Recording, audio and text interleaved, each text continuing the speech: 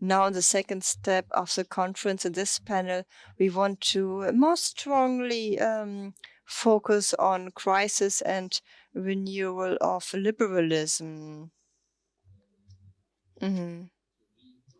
as a theory and a policy of the freedom. What went wrong in the past years? Why has liberalism gained a bad reputation in many countries? Where are the blind spots, the wrong developments? Where are they in the liberal camp? And what do we have to do in order to gain more positive responses, more agreement for liberal ideas and liberal political responses to the big challenges of our societies? In this panel, we have 3 high-profile speakers. For these topics, I want to present them briefly. Sabine Doering, she is connected online. She is a professor for ethics at the University of Tübingen. And she's a very well-known advocate for the political intellectual discussion in Germany. Especially recently, she was striking thanks to many discussion contributions about the ethical reasons for measures to restrict civil freedom in order to control the COVID-19 pandemic. Welcome, Sabine Doering. Ja, hallo. Hello. So we can understand you very well. Next, Michael Zürn on the stage here next to me at the Umweltforum Berlin. He's the director at the Social Science Center in Berlin and the co-director of the Cluster of Excellence, Contestations of the Liberal Script. It's a very interesting international network that deals with exactly these questions. What are causes, drivers for the crisis of liberal democracies? What are the different appearances and what are possible answers to it? Welcome, Michael. Last but not least, Jan Zielonka. Of fellow at the Oxford University. I immediately switched to English. And he did a lot of research of European integration and on European integration and disintegration. And his recent book, as far as I know, is also your most popular one, Counter-Revolution, Liberal Europe in Retreat. So I'd like to start with Sabine Doering and ask you for a brief review on the state of the academic debate on liberalism. There had been a lot of, I would say, liberal soul searching, a lot of publications on the decline of liberalism in the last years. But as far as we see, not so much forward-looking publications, research, and books on, I would say, liberal answers to the current challenges of our society. So, what is your assessment of the state of the academic debate on liberalism? Well, Gerald Gause, who is an expert on liberalism, and he wrote an article in the Stanford Encyclopedia of Philosophy, which is absolutely worth reading. And this article starts with the following sentence: liberalism is more than one thing. And he's right. However, as Gause also points out, it is not an unimportant or trivial thing that all philosophical theories on liberalism take liberty to be the grounding political value, as opposed, for instance, to equality, belongingness, or traditional values and virtues. So this is the common ground we start from. But arguably the basic intramural disagreement between liberals concerns the very concept of liberty. According to a currently predominating view in politics, liberalism is supposed to guarantee the defense against illegitimate state interference in individual options for action. To Isaiah Berlin, we owe the concept of negative freedom, as well as the insight that this freedom from interference, that's the definition of negative freedom, that this negative freedom must not only concern the options that someone actually chooses, but also the options that he could choose regardless of whether he actually does so. Advocates of Republican freedom add that liberty is not merely the enjoyment of a sphere of non-interference, but the enjoyment of certain conditions in which such non-interference is guaranteed. After all, someone would still be negatively free, even if he lived in a dictatorship, as long as the dictator preferred not to restrict him in his choices. Philip Pettit therefore calls for the absence of domination. The ideal liberty-protecting government then ensures that no agent, including itself, has arbitrary power over any citizen. However, and this is what I find important, running throughout liberal political theory is at the same time an ideal of a free person as one whose actions are self-directed or autonomous. An autonomous person is not subject to compulsion, critically reflects on her ideals, and so does not unreflectively follow custom and does not ignore her long-term interests for short-term pleasures. This is the so-called positive conception of liberty as the possibility of acting in such a way as to take control over one's life and realize one's fundamental purposes. In fact, the conception of liberty as self-realization or self-determination is an integral part of liberal thinking right from the beginning.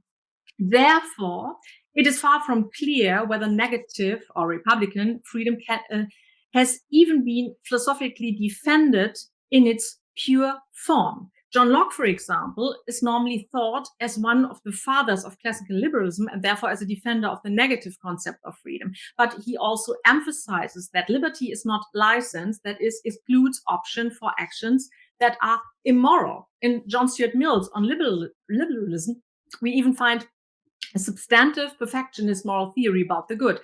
Further morally loaded liberal views are Kantian or Hobbesian contractualism. Since the conceptions of most contemporary liberals are also morally loaded, we should ask, following authors like Gerald McCallum or Ian Carter, whether it is conceptually and historically misleading to divide theorists into two camps, a negative liberal one and a positive non-liberal one or illiberal one.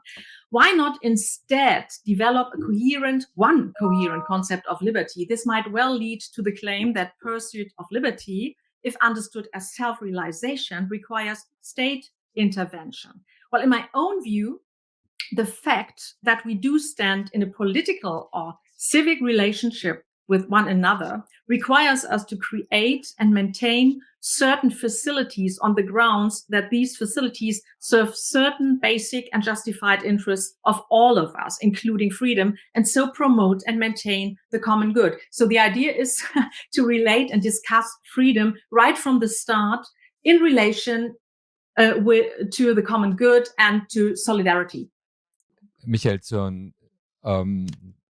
Können Sie so einen Zwischenstand geben Could you zu perhaps den provide us wichtigsten with an Ergebnissen intermediate Ihres Forschungsprojekts survey und wie weit as korrespondiert das regards the mit results of your der research Analyse project? von And Sabine in Doering? as much does this coincide with what Sabine Doering has just said?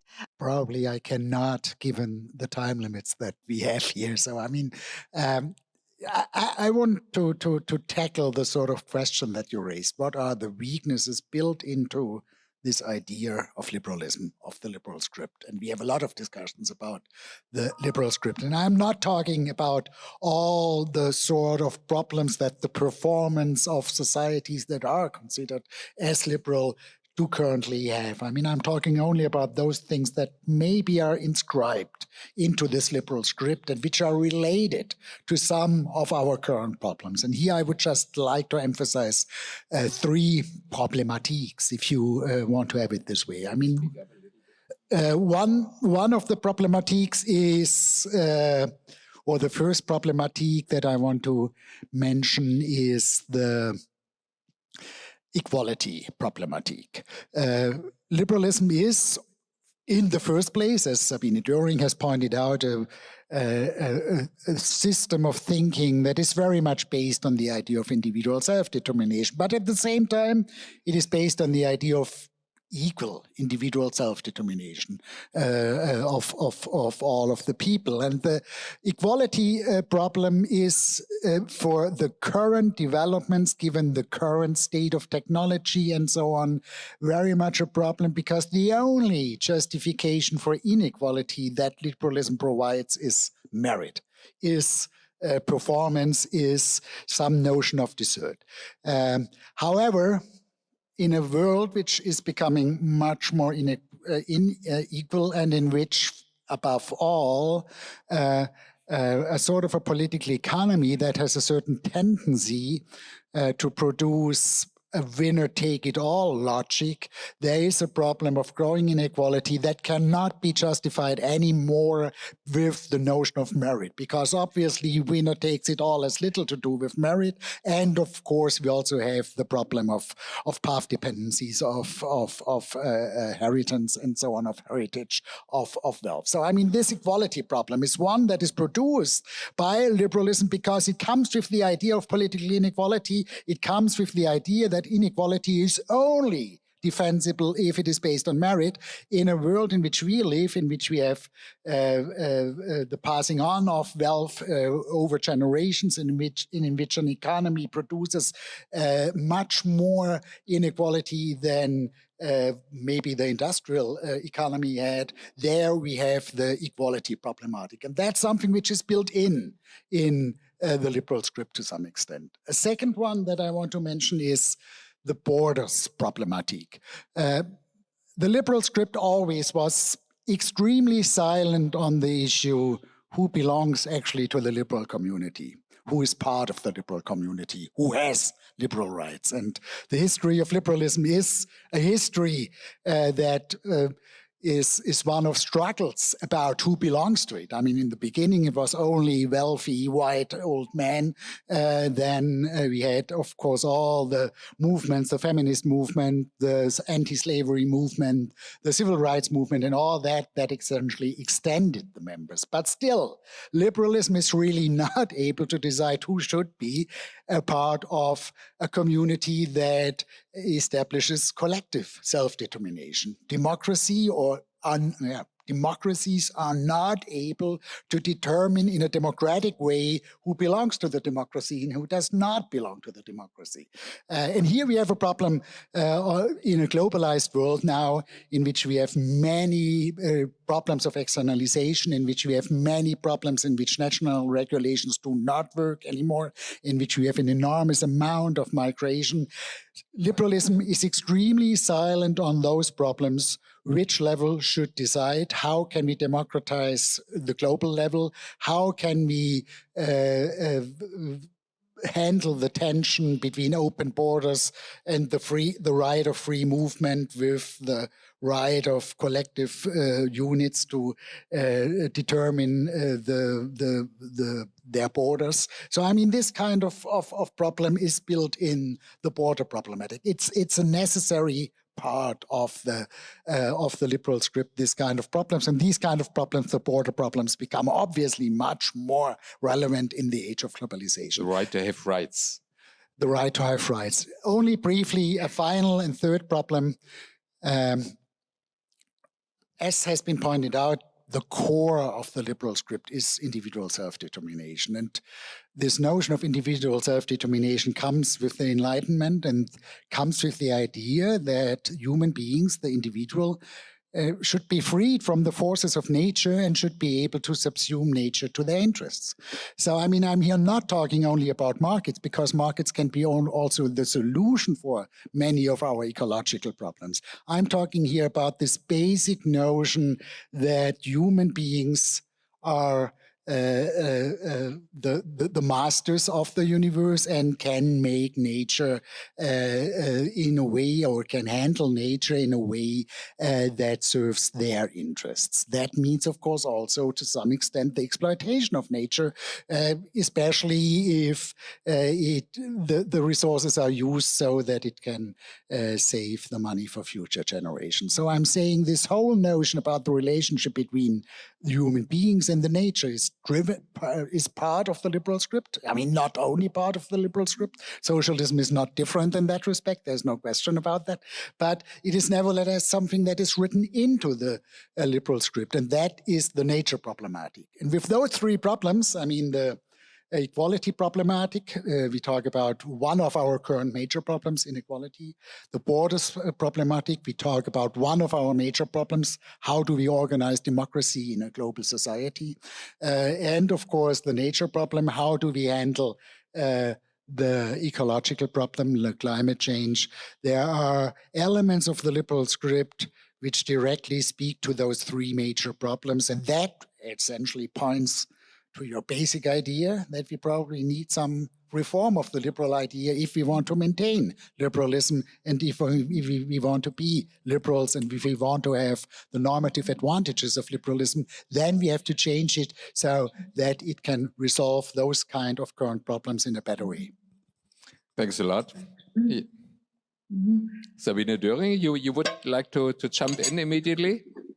Yes, just a short remark. I mean, my suggestion to make clear that there is no simple distinction between positive and negative liberty points exactly in that direction. I mean, if you really understand liberty in terms of positive freedom, then you might even tackle problems like equality by saying, well, nice, you're free to become member of our club, but oh, I'm afraid you cannot afford it. So even a liberal concept which combines positive and negative freedom might be a concept which is able to tackle the problems you just mentioned. So this is a suggestion to rethink liberalism. With respect to growing social inequality, social polarization, the migration issue, and the ecological crisis. Would you agree that these are maybe the core issues we have to deal with to regain a kind of modern concept of liberalism? Or what do you think? What are the root causes for this crisis of liberalism we are facing today?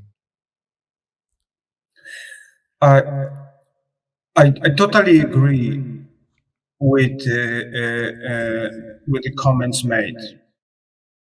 I can only add two things. First, I believe that the problem is not so much in conceptual sphere, although liberals indeed had problems to conceptualize or to balance individual and collective rights. And because what are those collective rights? Very often, let's think groups, religious identity, right? Or national identity. Liberals felt rather uneasy, and for good reasons, about those collective identities, how they evolve in practice. But I think to understand the problem of liberals today is not just to look at the set of beliefs or values. We have to understand that liberals were in power for many, many years. And by liberals, I mean center-left, center-right parties. And they preach one thing and then done another. And this gap between what they basically projected and what they have done in nitty-gritty politics has undermined trust. And in my view, to a large extent, explains why many people who voted for liberal parties moved to other ones. So it is important to understand this. And of course, if you look into the history of liberal ideas, liberalism actually was an ideology which it tried to constrain those in power. First ideas were how to make sure that the king cannot do or the queen cannot do what they want, right? But when they came to power, they fell victim of their success somehow, because in daily life they had to make choices which were not easy. And it's easy, and we can criticize this from historical perspective, but when the choices have been made, there was a big controversy within liberal circles. For instance, we preach multilateralism, and we invaded a number of countries without even UN resolution, and then left them to the local warlords. And this is very difficult to justify later. Likewise, but the very fact that we have been in power means that we are somehow being blamed not only for things we've done consciously wrong, like, for instance, not just tolerating but stimulating inequalities, or like the international adventurers I mentioned. But we also, things happen on our watch, so to speak, for which we are held responsible, even though we didn't have, there's no any liberal design to make things wrong in this sense. Let me mention an example of digital world. Yeah, we didn't create a monster. We didn't intend to create a monster. We didn't want to let those digital platforms to abolish principles of liberty, pluralism, and transparency. But somehow it happened because technology went quicker than our own conceptualizations and especially our regulation, and we didn't know how to bite it.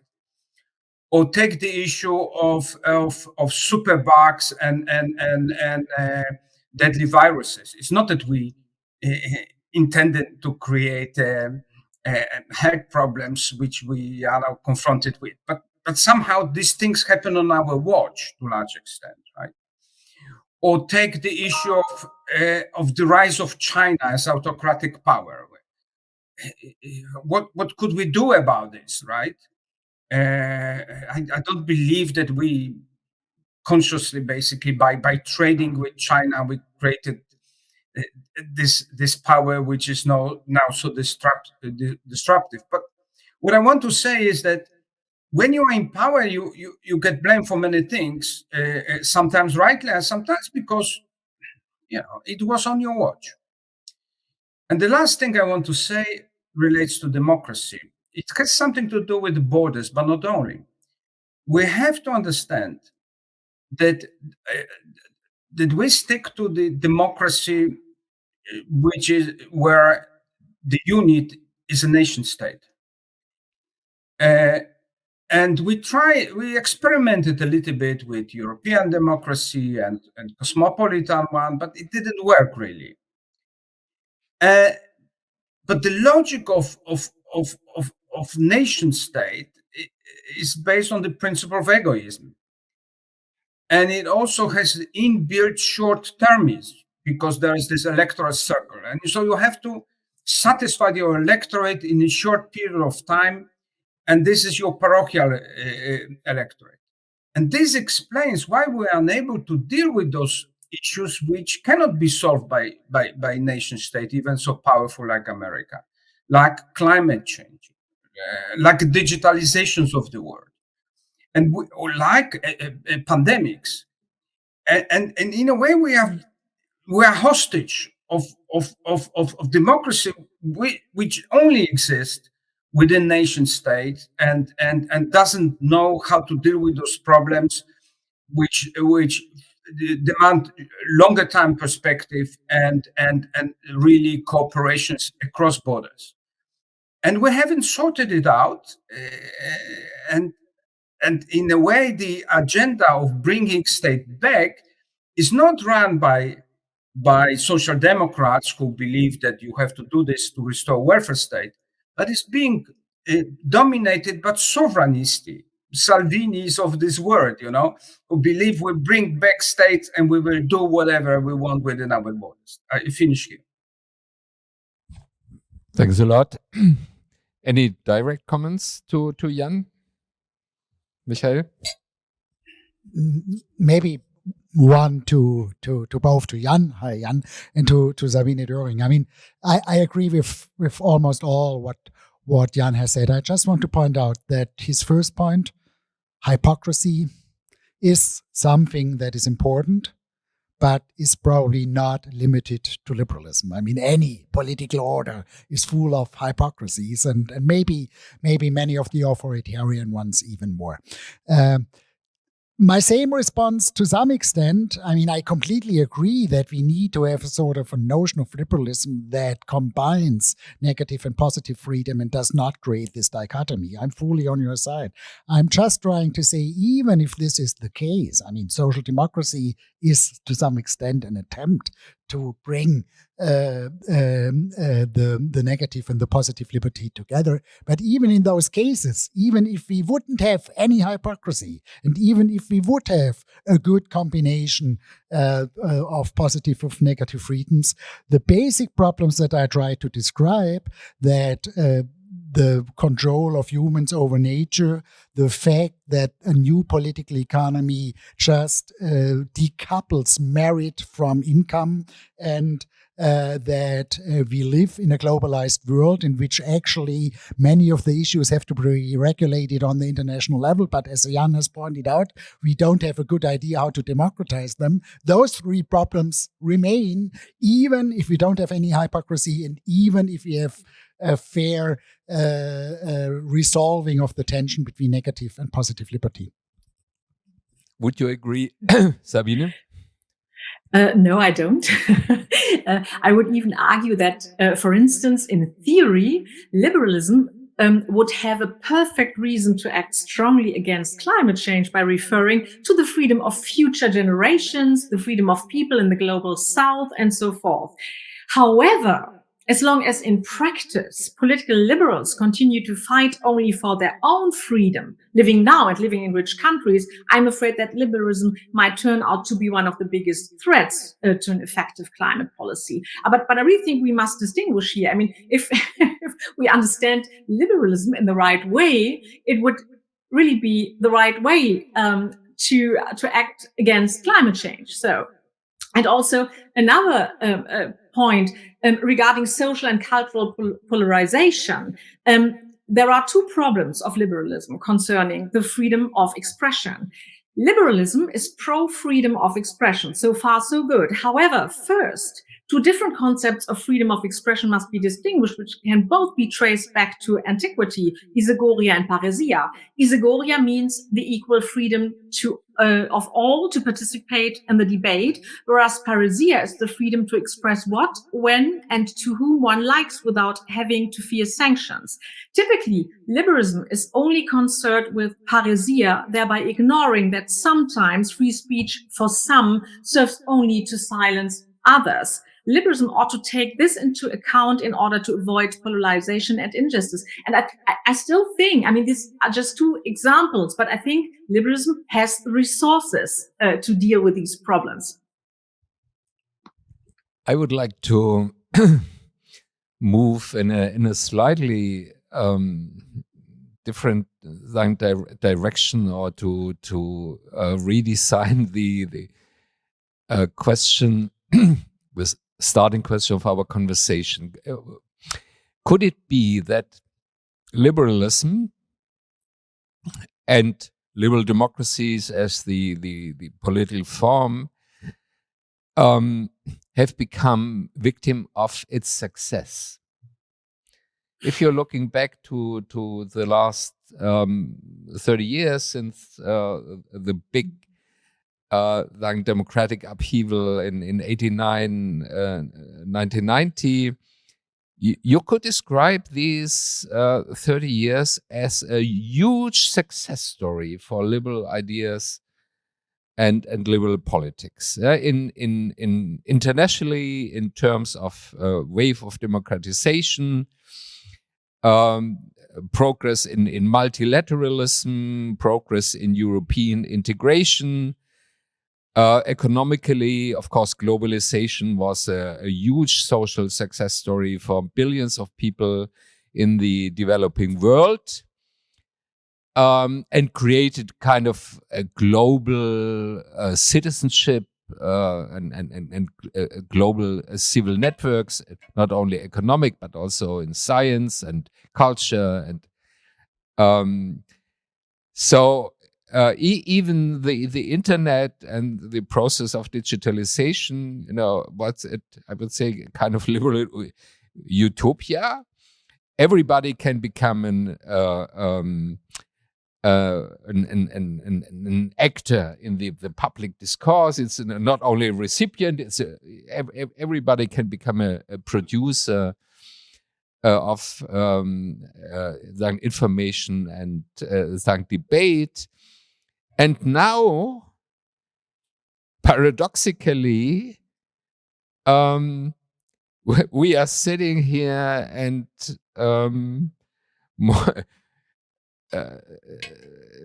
self-questioning us, how could this success story turn into its contrary, into a rise of populism, of authoritarianism?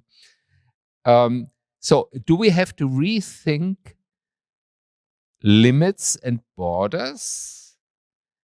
Because these 30 years, it had been, I would say, a kind of constant erosion of borders, of in German, I would say, Entgrenzung in jeder Hinsicht. Yeah, also culturally, if you look into the cultural sphere, the equal rights and promotion of minority groups, the concept of a multicultural, multi-ethnic society. These are all success stories which are now turning into crises. So what's the conclusion? If I may, I mean, I'm not sure whether, I mean, I agree with the basic analysis very much. I would be less sure if the framing success story and too much success is essentially the right way to frame the sort of problem that you mentioned. In a sense, maybe it's an element of overreaching of some of the elements of liberalism over the other. And I mean, debordering, Entgrenzung, as you mentioned, is certainly one of those. But it's also growth. It is essentially, especially in the last 2 or 3 decades, creating too much markets and too little state control. In that sense, there's an overreaching of one element of liberalism that undermines another element.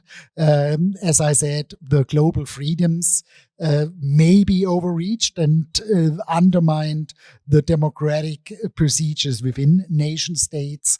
And of course, the overreaching of growth undermines some of our ecological prerequisites. In that sense, I would rather talk about overreaching than about too much success. Since I have the mic, I just want to go on with our debate, Sabine Doering. I mean, I'm fully with you.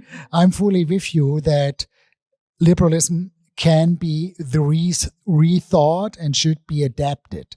But the basic idea of rights of future generation is not necessarily a part of liberalism as we know it.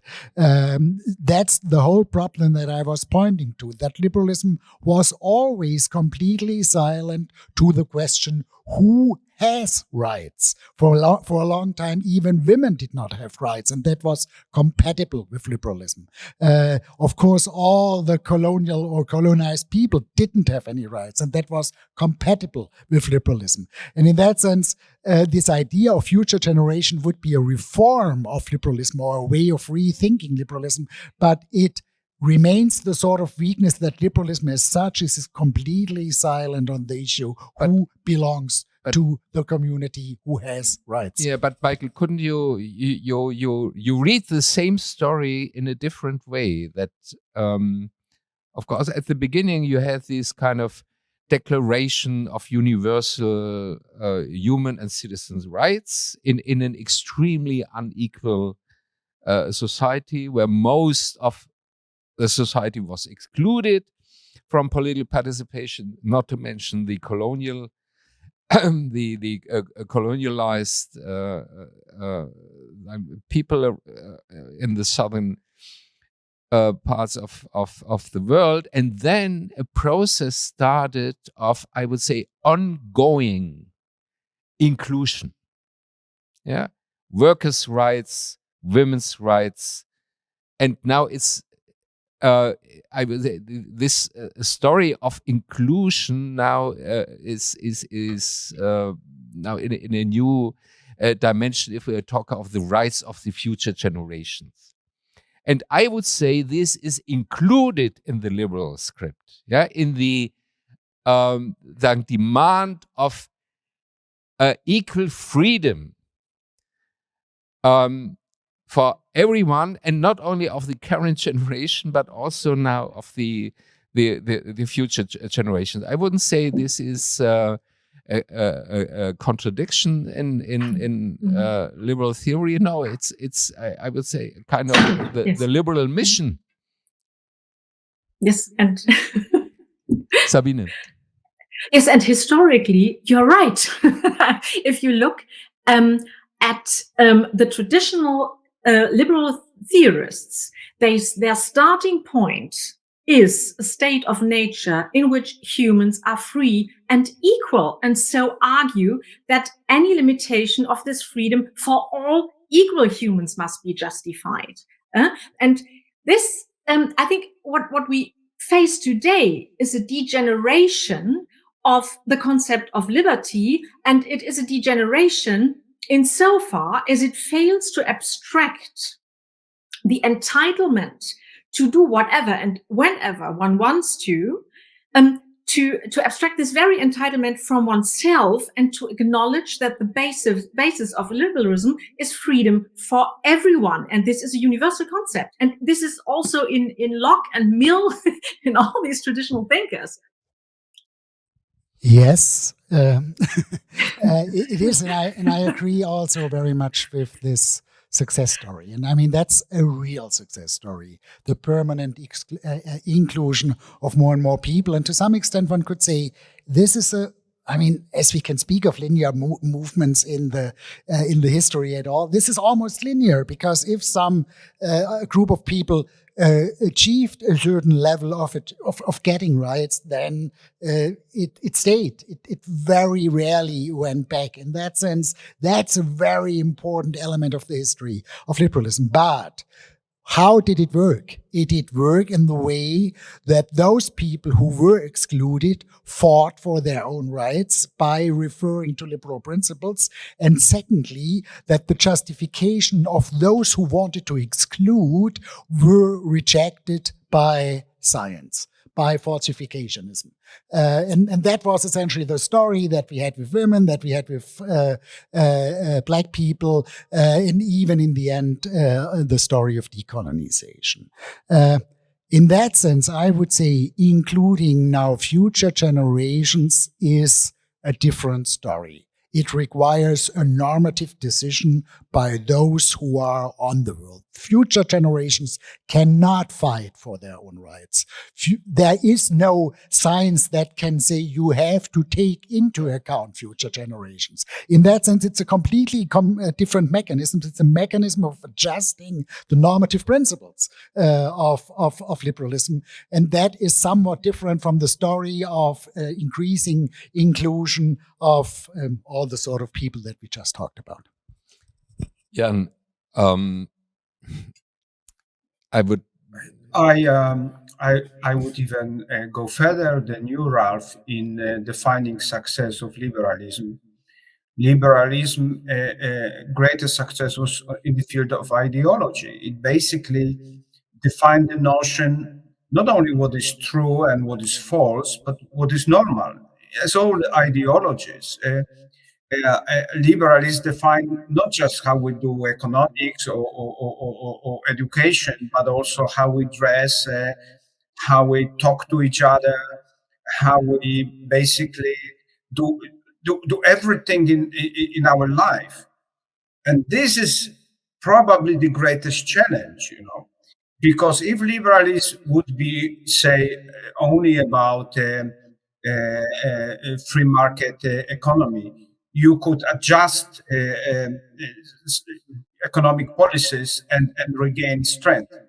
Or if liberalism would be only about open borders, number of liberals these days in governments try to seal those borders without success, really, because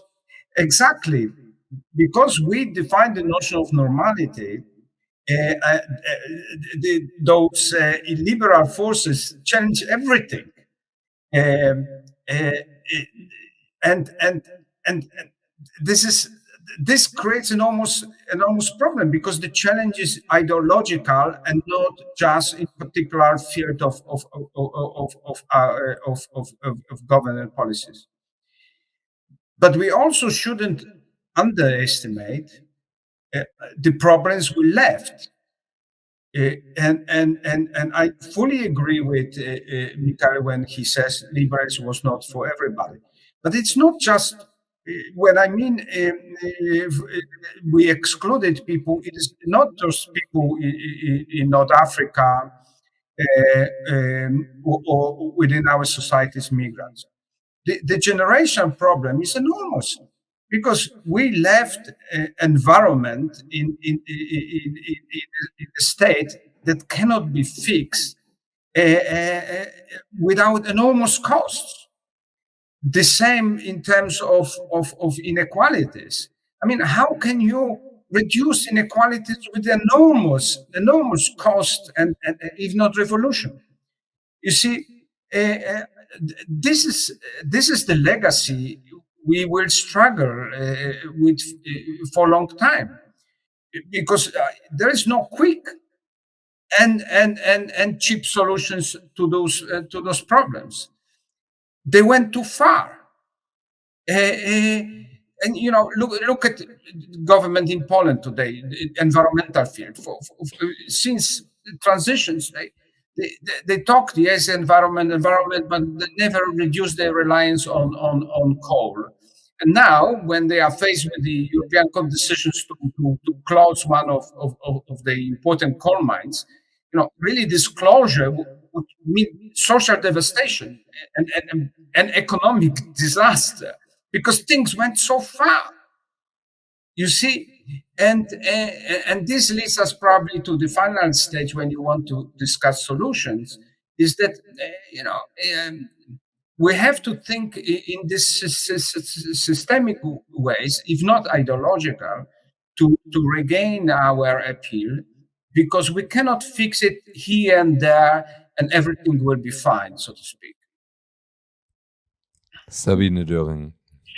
Yes, well, you're talking empirically. I'm talking normatively. I'm a philosopher. So I see three degenerations of liberalism today. The first I already identified as ego liberalism, the failure to see that freedom is not just for me, but for all humans being equal. So the second degeneration is what I call post-truth degeneration. Post-truth degeneration means that freedom of expression in liberalism, in political liberalism, sometimes comes as a license to favor alternative facts. Well, we see it in the pandemic. I'm afraid in Germany we see it in the pandemic. And a third degeneration, I'm calling it hyper liberalism, is a certain incapacity to fight doctrines which are in fact illiberal, be it that they are, well, normally they are just irrational. And so, well, there's a sort of hyper tolerance against illiberal doctrines. And that's another interesting question, I think, how liberalism can defend itself against illiberalism without becoming itself illiberal. So, yeah. Which is the paradox of what Karl Popper called wehrhafte Demokratie. Mm-hmm. So we had it already in the opening panel. I think Wolfgang Merkel asked the question, is there a risk in eroding liberal democracies when we are defending liberal democracy with illiberal methods or illiberal policies? If we would apply that question or that challenge to the current Corona crisis, what would be your comment on it? My comment? Yeah. Okay. Yes. Well, I have a very definite comment on that. What the Corona pandemic particularly is bringing home to us is that one facility that we need in order to guarantee freedom for all is the health system. The basic and justified interests of all citizens include not being harmed unnecessarily by people who irrationally refuse to take precautions, that is, to get vaccinated. This concerns not only the higher risk of infection posed by unvaccinated people, but also hospital capacities. A further basic and fundamental interest of all citizens is to reach the end of the pandemic and to get their lives back. By failing to respect these basic and fundamental interests of all citizens in the name of individual liberty, the unvaccinated and their political advocates fail to respect the freedom of all citizens. They leave it up to the vaccinated and the hospital staff to bring society out of the pandemic via a functioning health system, which is the necessary precondition for freedom for all. This is not to act freely, but to grant oneself a free ride at the cost of the freedom of others. And I think that this also shows this degeneration, which I called ego liberalism. And one risk is that this makes liberalism unattractive for everyone who cares for the common good and for solidarity, because in its degenerative version, liberalism appears selfish, cold, and ruthless, as if it propagated the right of the strongest. Yeah? Put in economic terms, this kind of liberalism means the denial of being responsible for the negative externalities of one's actions. That is, for these actions, negative effects on others not accounted for by the decision maker. And I really think that in this case, it's okay. I mean, I've argued several times why I think that the obligation to get vaccinated is morally justified and is at least the ultima ratio in this situation if we want a legal obligation. And well, I think that in this case, what the government has to do is to act in a way, in such a way as to fight the pandemic effectively in order to regain trust. I agree with that, and I was happy about the judgment of the Supreme Court yesterday, and I was a little bit shocked that those people who didn't like it begin now to think, well, there was some company with Merkel, and Merkel told them what to do with their judgment. I mean, that's a very illiberal response to a judgment of the Supreme Court. I would, with Sabine Doering, argue I don't see any problem that liberalism would have with the pandemic. There are, for certain moments, there's a possibility to protect people if it is needed. And that's part of liberalism. And that's, in any case, part of the liberalism that she is talking about. That's an American understanding of a Rawlsian, Habermasian liberalism, and is not to be conflated with neoliberalism or liberalism that we usually associate with the Free Democratic Party of Germany. So, I mean, in that sense, clearly, when we're talking about liberalism and when we talk about a sort of a theoretical thinking about the ordering of society, we talk about this form of liberalism that clearly integrates the possibility to limit the liberty, the freedom of individuals in order to protect other individuals or in order to protect the collective interests of a society. In that sense, I'm clearly and fully on your side. The only difference that we really have is whether it is possible to say all the kind of wrong and maldevelopments that we currently see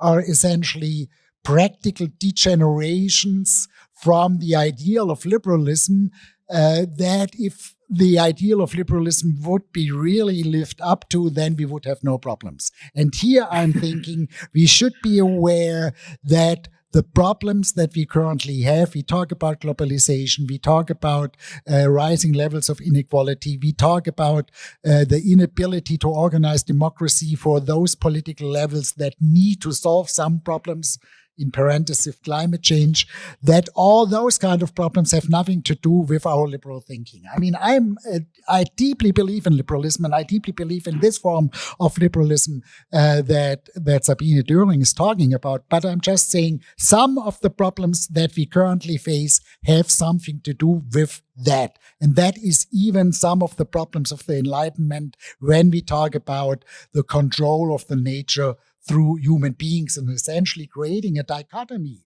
between human beings and nature. That's part of liberalism. We will come back to this topic in a later conversation today when we are asking for liberal answers to climate change. I would say there is no way back from this concept of that humans are the masters of the universe, and we have to find a kind of a smart way to cooperate with nature instead of just exploiting it. Yeah, so it's but humans are in the driver's seat, and we cannot go back. Yeah, we cannot go back in a kind of original harmony with nature in a world of 9 or 10 billion people in 20 years from now. So to a certain extent, it's about kind of planetary engineering we need. Yeah, so we lost our innocence, and we only can go forward to reach a more enlightened relationship with the natural systems we are depending from. Jan, maybe a final question to you. I know that you have thought and written a lot about it. I would say, do we have to reconfirm or to revitalize the concept of social democracy? if you're looking to the good years of the liberal democracies, I would say it was basically about a synthesis of freedom and equality and of a basic degree of social security and economic dynamics. And in my view, the crucial challenge is that we find a new equilibrium or a new balance between these seemingly contradictory values and then policies, to combine freedom with equality and dynamics, innovation, smart growth with a basic degree of social security and belonging. Look, the trouble is that you cannot separate certain terms of social democracy from party politics. And parties simply claim certain copyrights. They say we are social democrats, and we exclude you if you basically not agree with the policy of party leadership. And in fact, if you look at history, combining freedom with equality was not just the principle of social democrats. It was Christian Democrats in Europe has done the same, although in a different way. Today, you can say Green parties have taken a lot of social democratic agenda with a special twist which appeals particularly to younger generation. So I'm not sure that we want to fall into the trap of kind of party politics and who is who on this idea.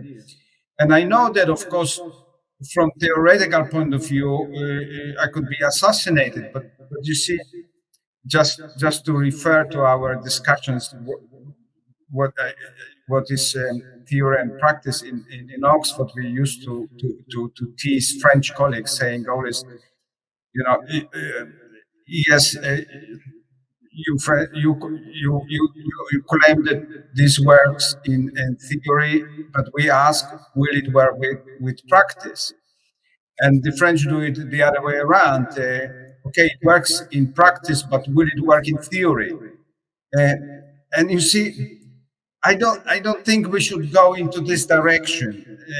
I think we need to have a set of values which are liberals, which cannot be monopoly of any of those streams. By the way, most new parties don't call themselves social democratic. So social democratic are identified with a specific group of politicians, and social democracy means totally different things in Spain than in Britain or Poland.